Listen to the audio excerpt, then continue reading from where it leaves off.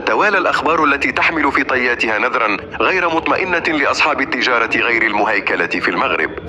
يبدو أن مديرية الضرائب قد اتخذت خطوات جديدة لمراقبة الأنشطة التجارية، مما يثير القلق بين العديد من التجار الذين يعملون في الظل بعيدا عن الأعين الرسمية. هذه الخطوات قد تعني أن العديد من هؤلاء التجار قد يواجهون تحديات كبيرة في المستقبل القريب، حيث سيضطرون إلى التكيف مع متطلبات جديدة قد تؤثر على استمرارية أعمالهم. في ظل هذه الظروف يتوجب على التجار التفكير في كيفية هيكلة أعمالهم بشكل أفضل، والبحث عن طرق للامتثال للقوانين الضريبية. التحديات قد تكون كبيرة، لكن الفرص أيضا موجودة لمن يسعى إلى التطور والنمو. قد يكون الوقت قد حان لإعادة التفكير في استراتيجيات العمل والتوجه نحو الشفافية لتجنب المفاجآت غير السارة التي قد تأتي من إدارة الضرائب. وانت، ما هي نوع التجارة التي تمارسها؟